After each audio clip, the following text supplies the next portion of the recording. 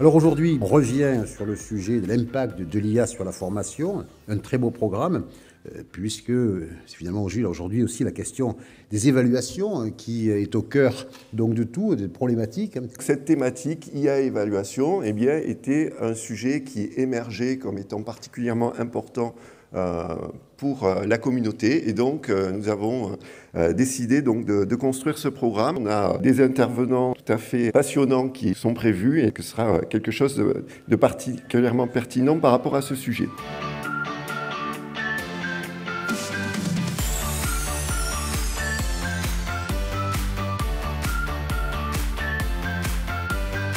Je félicite l'Université de Montpellier d'avoir rassemblé autant de gens, parce qu'en fait, il n'y a rien de mieux pour un prof, par vicariance, de discuter avec d'autres profs, plutôt que des experts aussi. Donc ici, on a un peu les deux.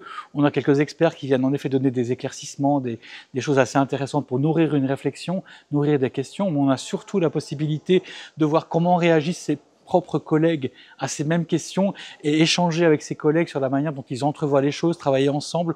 On n'a pas systématiquement le temps de le faire. Ce qui s'est passé aujourd'hui dans la présentation de ce que les profs font dans tel et tel contexte, moi je dirais aux gens, regardez ça, parce que je suis quelqu'un qui donne beaucoup d'importance aux communautés de pratique. Et je pense que moi c'est ce que je retiens toujours de ce genre de journée, c'est qu'on doit se rappeler qu'on réfléchit toujours mieux ensemble que seul. Voilà. Je pense qu'il y a évaluation. On a commencé il y a 2 ans et demi, quand ChatGPT est arrivé, à juste penser à comment on les empêche de tricher, nos étudiants. Et maintenant, on voit à quel point c'est en train d'évoluer vers des réflexions beaucoup plus vastes, beaucoup plus nuancées sur comment on peut utiliser les outils et ce qu'on risque. Et donc, je pense que cette journée répond bien. Et je suis ravie d'avoir pu y participer. Il y a un danger de deskilling, de perdre des capacités cognitives qu'on avait, notamment sur l'écriture, l'argumentation. Et j'insisterai dans l'état actuel sur vérifier toujours vos sources, aller voir de quoi il est question. Et ne laissez pas vos propres réflexions vous faire être influencés par des algorithmes qui sont finalement que de la production probabilistique de texte. C'est pas parce que l'IA sait faire que ça vous empêche de comprendre et de faire par vous-même. Voilà, donc le message, normalement, on gagne du temps quand on sait faire, et c'est pas pour faire à votre place. Si vous l'utilisez pour faire à votre place, ça ne va pas le faire à long terme. Ça suppose que l'étudiant n'est pas dans un but de performance, mais bien dans un but d'apprentissage et qu'il a envie d'apprendre. Et on revient au sentiment de compétence. Je suis acteur, j'agis et le résultat de ce que je vois sous mes yeux, c'est mon action qui m'a permis d'aller jusque-là. Et c'est hyper important, notamment pour faire émerger ces motivations qui sont plus autodéterminées. Quand j'ai pas envie, quand j'en ai marre, quand je comprends pas, utilisez l'IA, mais comme un vélo électrique. Je veux continuer à faire du vélo, c'est trop dur. Je prends un vélo électrique, je ne prends pas direct le taxi.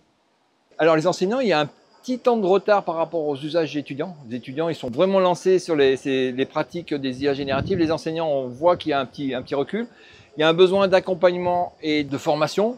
Donc à Montpellier, vous avez de la chance, vous êtes bien accompagné à cette université. Il faut en profiter, c'est pas partout pareil. Même si on n'est pas d'accord au départ, même si en effet il y a beaucoup de biais. Mais voilà, le conseil que je donne, c'est utilisez-les, testez-les, suivez leur évolution, parce qu'elles sont là dans votre contexte d'enseignement et il faut en tenir compte afin d'ajuster son contexte à ça aussi. Mais si jamais quelqu'un était à ce niveau-là, moi je dirais, dites-le aux étudiantes et aux étudiants que vous êtes totalement opposés à l'usage dans le cours. En même temps, comme je disais aujourd'hui, j'essaie toujours des universités québécoises qui le font à dire mettez dans votre plan de cours qu'est-ce que vous attendez de la part des étudiantes et des étudiants de l'IA.